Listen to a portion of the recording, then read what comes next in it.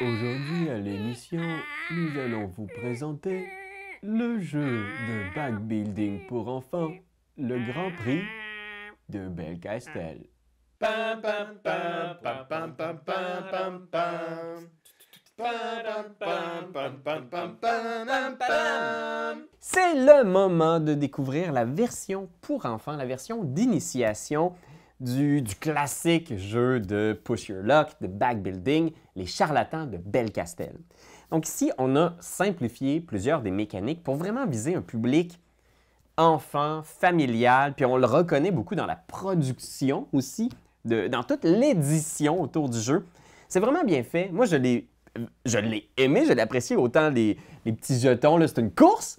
Fait qu'on a nos petits animaux qui vont faire la course, qui sont vraiment des petits animaux trop mignons. On a aussi le magasin qui est séparé par rangée, par prix des différents items qu'on peut acheter. Fait qu'on a vraiment créé ici un univers qui est attrayant, qui va donner le goût aux enfants de jouer. Et moi, je dois te dire, c'est grâce à ça que j'ai pu initier Nicole, ma plus jeune. Je parle beaucoup de Muriel à l'émission, ma fille avec qui je joue beaucoup à des jeux de société. Mais Nicole est souvent plus ou moins curieuse des boîtes de jeux. Mumu, elle a toujours eu un attrait pour les boîtes pour adultes. Là, elle regarde une boîte de jeux qui est visiblement pas conçue pour son âge, puis elle est curieuse, elle a le goût de jouer, de voir les pièces. Nicole, c'était moins ça. Mais ici, avec tout l'attrait, la présentation, ça a vraiment piqué sa curiosité et elle a adoré le jeu. Ma fille Nicole, elle a 4 ans en ce moment. Bientôt 5. Fait que, oui, comment ça se joue? Qu'est-ce qui change ici? Bien, on a notre petit sac qui représente un peu la bédaine de notre, de notre animal, ou plutôt notre sac de nourriture. Puis le but, c'est d'y donner de la nourriture pour le faire avancer. Et le gagnant de la partie va être le premier à arriver là-bas, là, tout au long de la piste. Boum!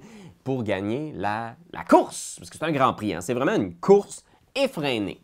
Donc, à chaque tour, parce que oui, ici, on va jouer à tour de rôle, on va remuer les ingrédients dans notre sac et piocher. Ah, motadine! Et là, il y a deux choses qui peuvent se produire. Soit on pioche un aliment avec un chiffre dessus, ou on pioche une brindille. Si on pioche une brindille, on n'avance pas ce tour-ci.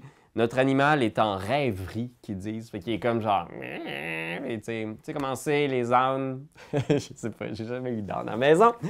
Bref. Puis là, après ça, c'est le tour des autres. Nanana, ça revient à toi. Et là, tu pioches. Et si tu as un animal, justement, avec un chiffre, tu avances d'autant d'espace. Fait que là, j'ai une pomme avec un 1. J'avance de 1! Wouhou! C'est parti! La twist, puis ce que je trouve intéressant, c'est que c'est pas juste simple du genre tu pioches puis tu avances. C'est pas un roll and move. Parce que les aliments que tu vas obtenir en sortant de ton sac ont tous des pouvoirs.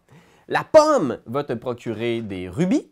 Et dans cette version-là, les rubis, c'est avec ça qu'on va faire l'acquisition de nouveaux aliments dans notre sac pour améliorer la qualité de notre sac. Si on pogne un maïs, on va rouler le dé ici qui va nous donner un bonus aléatoire. Ça peut être une avance gratuite, ça peut être un ingrédient gratuit, etc. Et il y a toutes sortes d'ingrédients qui vont avoir des pouvoirs assez simples. Il y a les gros ingrédients chers. Puis, oui, tu dois te demander, mais là, quand est-ce que c'est que j'achète des nouveaux aliments? Bien, dès que tu pioches les 3 brindilles, parce qu'il y a 3 brindilles dans ton sac, 4, je pense, il y a 4 brindilles. Dès que tu pioches 3 brindilles, tu peux resetter ton sac et faire des achats avec les rubis que tu as accumulés. Et là, c'est toi qui choisis, puis c'est ça qui est intéressant, puis je pense que c'est pour ça que c'est un jeu pour enfants qui est intelligent, c'est que tu as vraiment des options. Tu peux choisir. Fait que, avec l'argent, supposons que j'ai 2-3 rubis, ben, je regarde dans le magasin et je suis comme « Ah, qu'est-ce que je veux acheter? Qu'est-ce qui est bon là? Oh! Regarde ici là, les gros radis d'une valeur 8! » C'est un navet, je pense, là, mais bref. Qui va me faire avancer de 8 cases. Ça coûte 5 rubis. Fait que là, est-ce que j'investis dans des pommes pour avoir plus de pommes possible dans mon sac? Parce qu'on se rappelle qu'à chaque fois que je sors une pomme, ça me donne d'autres rubis. Mais là, en même temps, tu veux aussi avoir des ingrédients avec des grosses valeurs pour avancer. Puis, il ne faut pas sous-estimer le dé. Là. À chaque fois qu'on brasse le dé, là, oh! Tu sais, ça peut te donner un bonus d'avancée de 3. Ça, c'est super intéressant. Fait que oui, il y a quand même des décisions intéressantes à prendre pour les enfants. Puis, on peut les guider aussi là-dedans. Puis ça, c'est ce que j'aime de l'aspect que ce soit chacun son tour. C'est qu'on peut discuter du tour de chacun pendant que c'est le tour de l'autre. Puis si on jouait en simultanément, on n'aurait pas ce plaisir-là d'accompagner l'enfant là-dedans. Bon. Ceci dit, je dois le dire, J'aime mieux Charlatan de Belcastel. C'est juste que je pense qu'il faut que tu le saches. Là. Charlatan de Belcastel, c'est un meilleur jeu à peu près tous les niveaux. La version originale, le classique. Et je jouais déjà à Charlatan avec Muriel. Dès qu'elle a eu 5 ans, on s'est attablé, on l'a fait. Puis ce qui me déçoit un petit peu ici, la version pour enfants, c'est qu'on perd l'aspect push your luck. Puis c'est ça la décision qui est intéressante dans les charlatans, c'est de faire est-ce que tu pioches un autre jeton? Et si tu le fais, ça se peut que tu bustes, que tu dépasses, que tu perdes ton tour. Fait que ça, c'est l'aspect d'être avare, d'en vouloir toujours plus. Moi, c'est ce que j'aime de la réflexion qui est amenée dans les charlatans de Belcastel. Puis en plus, c'est vraiment le fun! Puis ça joue en simultané. On n'a pas ça ici. On se rapproche quasiment un petit peu plus du roll and write, un jeu un petit peu plus simple. Mais, comme je t'expliquais, il y a quand même des décisions intéressantes dans comment tu vas construire ton sac, c'est quoi la stratégie que tu veux. Si t'aimes les maïs, si t'aimes rouler le dé, achète que des maïs, c'est possible. Fait que oui, je pense malgré tout que Charlatan de Belcastel est un super jeu pour les enfants. Puis j'ai pas eu de problème à le montrer, moi, à ma fille. Dès qu'elle a eu 5-6 ans, on a pu y jouer. Mais comme je t'expliquais, Muriel, elle est particulière. T'as peut-être, je sais pas si t'as des enfants à la maison. Il faut que tu le saches. C'est pas tous les enfants qui ont la curiosité d'aller vers les jeux de société.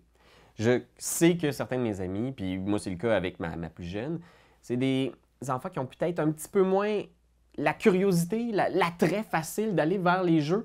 Puis c'est difficile à ce moment-là d'essayer de leur proposer des titres pour leur faire lâcher le iPad ou la télé, vouloir les amener dans ton univers de jeux de table, jeux de plateau. Puis je trouve que le Grand Prix, il a fait un beau travail d'édition pour amener ces enfants-là. Les enfants qui ont peut-être un petit peu moins l'attrait facile pour les jeux de société. Fait que si tu sens que c'est un peu le type d'enfant que tu as à la maison, là, des enfants qui sont un petit peu moins happés par le concept de jeu, je pense que Charlatan, c'est la belle boîte d'initiation pour ça. C'est un bon jeu, c'est efficace, c'est le fun. Puis comme adulte, on a du plaisir aussi. Tu comprends? Moi, je me suis pas emmerdé en jouant au Grand Prix. Quoique, si tu me demandes comme adulte à quoi j'aimerais jouer là, ce soir avec mes amis, ça va être assurément l'original, le Charlatan de Belcastel classique. Mais en même temps, justement, avec mes enfants, ça a été un compromis acceptable parce que ma fille, elle a été curieuse à cause des animaux, à cause du look, tu sais. Fait que, mais si tu as un enfant qui est curieux naturellement, puis qui te pose déjà des questions sur ces jeux de société, puis qui est déjà attiré par ces thématiques-là, ces affaires-là de « c'est quoi toutes ces boîtes-là que tu as à la maison, papa, maman? » Bien, assurément, à ce moment-là, je pense qu'il est un petit peu plus prêt pour attaquer les charlatans de Belcastel, qui n'est pas si compliqué que ça. C'est vraiment pas compliqué à montrer à des enfants charlatans le jeu original. Fait que c'est plus là que la question se pose pour toi. Quel genre d'enfant, c'est quoi le degré de curiosité que tes enfants à la maison ont? Mais sinon, je vais vraiment lever mon chapeau pour toute la production du Grand Prix, qui est vraiment superbe, vraiment bien faite. Puis moi, je l'ai proposé à des amis qui ont dit qu'ils l'ont essayé avec leurs enfants, puis que ça a été une super belle initiation aux jeux de société en général. Fait que si vous cherchez un tout premier jeu de société qui n'est pas juste « trouve la couleur bleue », là, des fois, il y a des jeux qui sont un petit peu trop dommés pour moi. Je nommerai personne! Mais je trouve que des fois, les jeux pour enfants, on est un petit peu dans le bébé. Ici, c'est pas le cas. C'est un excellent jeu d'initiation, un très bon premier jeu de société. Fait que voilà, c'était ma critique du Grand Prix. Puis, hey, Internet, attache ta tuque parce que ça y va par là, les ânes de Belcastel. Pas facile de finir une vidéo. C'est toi de trouver l'épisode de jour du Popoche? Sonne la cloche! Sonne la cloche! On parle de jeu, like-nous, commande, suis-nous, ouais! Sonne la cloche! Sonne la cloche! Partage à tes amis, partage à ta mamie, ouais! Sonne la cloche! Sonne la cloche! Comment ton ouais, fais-le mon kiki! Sonne la cloche! Sonne la cloche! Sonne la cloche comme quand Jésus a sonné à la porte pour aller souper chez Zachée.